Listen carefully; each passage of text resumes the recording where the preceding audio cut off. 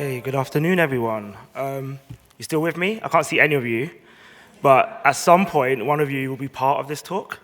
So don't look scared. It's a very simple task that I'll be asking for you to be part of. So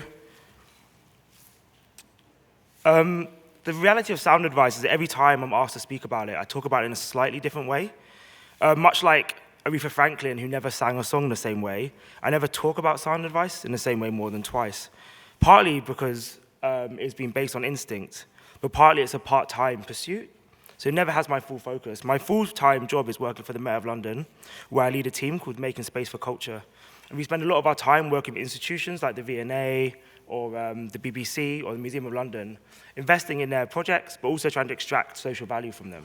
So I have a lot of face-to-face with cultural institutions and institutions, to give you some context of what I do, that kind of spurred on sound advice. We consider ourselves a platform that explores new forms of spatial practice through music. And we kind of conceived it as a counter institution or an extra institutional space. What we mean by that is this idea of what institutions could do, but also this need to build new institutions as a practice. Before I begin, I thought I'd mention that today is the 30th anniversary of the murder of Stephen Lawrence. And I don't know if that will resonate in this room, but Stephen Lawrence was an 18-year-old child who was murdered 30 years ago today by some racist thugs in South London. And after he was murdered, the police bungled the investigation. And they bungled the investigation because they were basically a bunch of racists.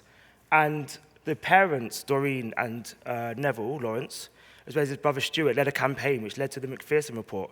And the Macpherson Report 30 years ago, or less time than that, found the Metropolitan Police to be racist, institutionally racist. So almost 30 years later, another report came out this year about the Metropolitan Police that found them to be institutionally racist, homophobic, and misogynistic. So they've somehow got worse in that prevailing time. This is why I talk about institutions. I guess I'm skeptical of the ability for institutions to reform themselves and to move forwards.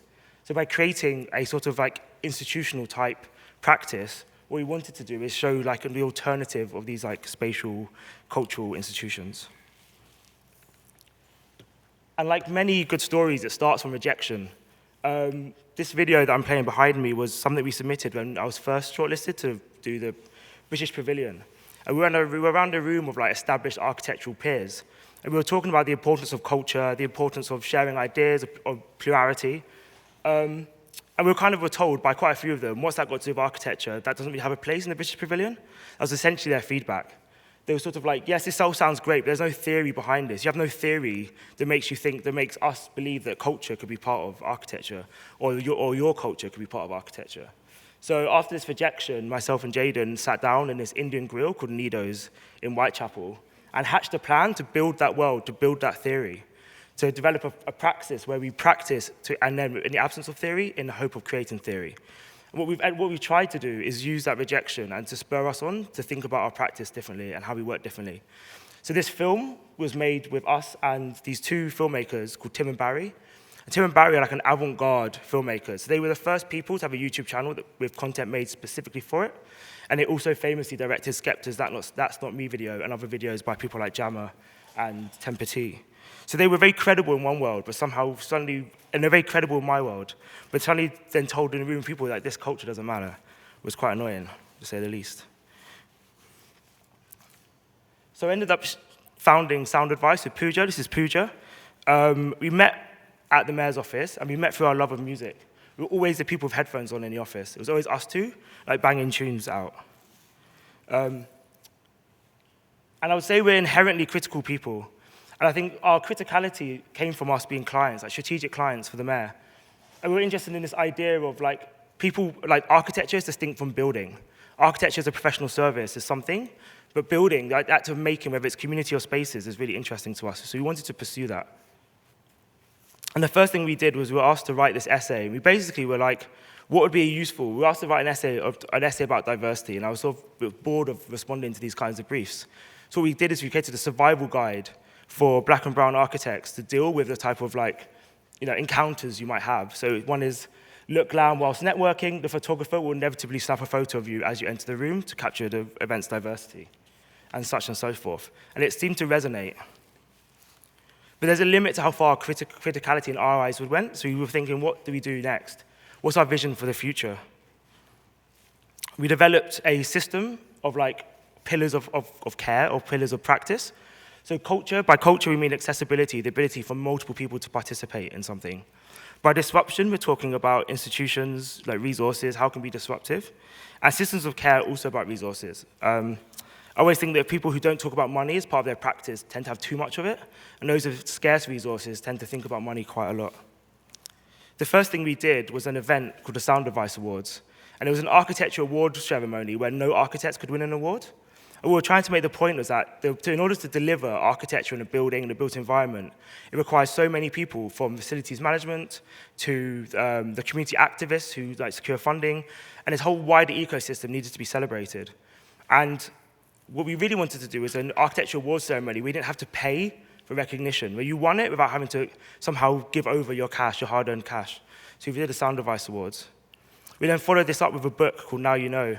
And I guess our thinking was that, much like Alice was speaking previously, what would happen if we commissioned all the essays from black and brown architects that mainstream architectural media wouldn't do, put it all in a book and get it out in one go. And it was kind of like, now you know, stop asking us stupid questions. This is the book, this is what you need to do.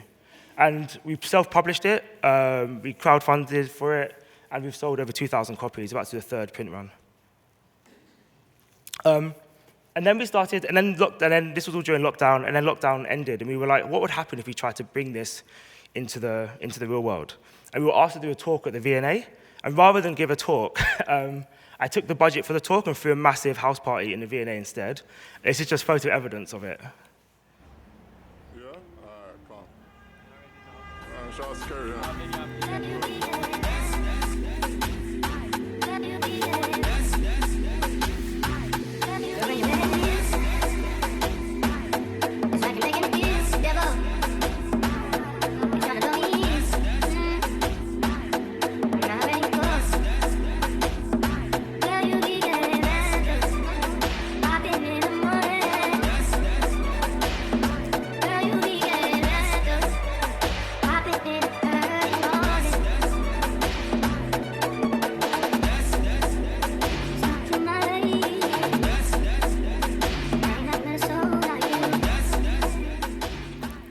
So this was a thing we called the shubs at the V&A, and the shubs is a type of ritualistic act where, so back in the day, lots of black and brown people weren't allowed to have weren't accepted into normal, formal nightclubs. So they created their own, domestic club scene, and we brought that into the V&A. So then what do you do to follow that up? Obviously, the next step is co-living in the countryside, so countryside housing. I think what we're interested in doing is continuously shifting the media and the medium by which we work in. We have very few, practice rules. One thing we never do is follow the same project in the same medium after one after the other. So we keep shifting. What we have continued to do is commit our resources into continually commissioning different voices to have architectural criticism. And then we keep gathering people collectively to talk about music, to talk about culture, to talk about ideas. This idea of congregating or rituals of collective imagining. So you have a series called Sound and Solidarity where we make playlists collectively through different themes and ideas. We then installed work in a cinema through a massive party inspired by South Asian daytimer culture, where people used to throw raves in the daytime. And then we got shortlisted with Asif Khan to redesign the National Gallery. And again, rethinking about how do institutions work, why are we held down by this baggage? Are there new ways or more contemporary ways of thinking about these spaces? We threw another shubs, we continue to throw shubs. That's our bread and butter, at this point. But again, how do bodies and people make space and take over institutions? Just more photos. And the great thing about Sound Advice is that myself and Pooja sort of conceived our roles as co-hosts. And the idea is that that's quite a generous way of allowing other people to be involved.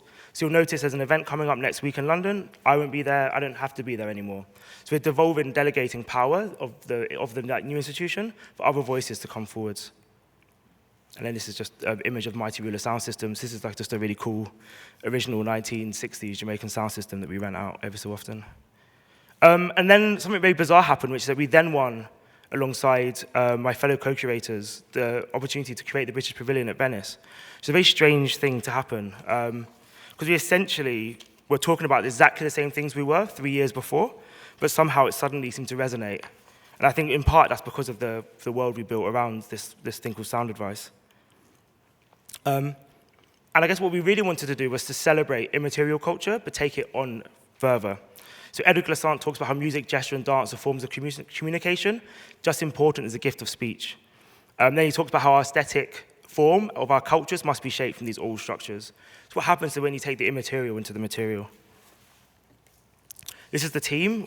This is a very cold January in London. And what we've been trying to do throughout this project is to think about different types of institution. So this was actually, the photo was taken in a black-led growing community in North London. And by taking our photo there, we wanted to highlight and refocus the idea of institution, the type of institution that you might see in this project. And this is the project. We've called it Dancing Before the Moon, and it's inspired by a James Baldwin quote I'll show you in a second. There are reasons, after all, that some people wish to colonize the moon, and others dance before it as an ancient friend. So we're very interested in different types of systems and different way of thinking about resources, a non-extractive process of design and thinking about how we make space. I showed this slide previously about how we had culture disruption and care systems when we started Sound Advice. And the pavilion follows a similar trend. So we've got people, and by people we mean the collective. By canon, we mean disrupting sort of agreed theories or agreed agreements of what is valuable. And by cosmos, this idea that there's something much beyond us as human beings. There's a much more planetary system that we have to fit within. And this is what the British Pavilion used to be like. These type of objects, like busts of famous men that sort of garnish this building for many years. And then these are the artists that we've hired to sort of change the narrative. And what we've been really interested in doing is dismantling this notion of nation state, and talking about diaspora more broadly. So out of the 5 artists we've commissioned, only 1 was born in the UK. We thought it was very interesting to have different perspectives. So we commissioned through the work, through their narratives, rather than through their identity or their origins or where they happen to be born. So left to right, you've got Matt Collins, who's a furniture maker, Sandra Poulsen, who's an artist, Sharanda Corbett, also an artist, works with ceramics, Madhav Kadal, who's a metal worker / architect, and then Youssef, who is an architect, designer, and all-round interesting human being, I would say. And just to give you a glimpse of this is the image we submitted when we went to bid for the project. And essentially, we were talking about public space, this idea of having a need to look up and look beyond yourself, and this ability to gather people in the pavilion. Very different, I guess. Rather than gathering architecture, let's gather people instead.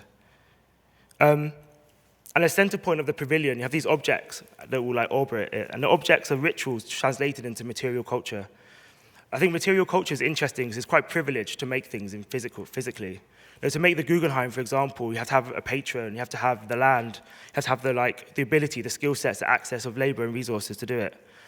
Lots of communities, diasporic communities in the UK don't have that privilege. So they then created space through performance and the body and collective acts. So we've got a film that takes the collective acts from the past, places them in the contemporary, and then also thinks about the future. So we're kind of interested in this compression of time as a material, and the idea that we're not really talking about contemporary, the past, or the future. How do we think about the past as not being nostalgic? How do you think about the future as not being something scary, but how we can actually just think about us as people in a much more sort of joyful way? I can't talk too much about the pavilion, otherwise I get done by my British Council NDA. But we open it in less than a month, so you haven't got much time to wait. And what I can't do is show you anything. I thought I'd play you something instead. So as you can imagine, part of the project has been to create a soundtrack for the pavilion. And the reason why I need audience participation is they said as soon as I leave the stage, they'll cut the music. So I was like, how do I delay my walking off music in a way that will allow me to move and then come back again? So what I'm going to do is I'm going to find someone in the audience to give a high five to. That will give me enough time to play the song and before exiting the stage. So don't be alarmed. That's the only audience participation I need is someone to give me a high five or a spud. And then we'll play you something. The project is sort of celebrates the voices of the past. And this is one of our favorite quotes by Stuart Hall, which is, "Detours through the past are necessary to make ourselves anew." I think that really sums up what our project's about. It's not looking at the past as from a perspective of nostalgia, but really is the ability to give yourself perspective and the ability to change. and think broadly. So, someone is about to get a high five. I'm going to play some tunes, and thank you very much.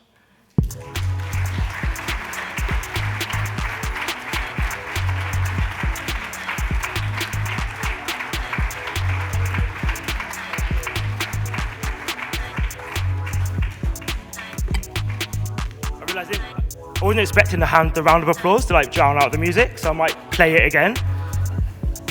So this is like disruption at its finest, isn't it? But anyway, goodbye, thank you.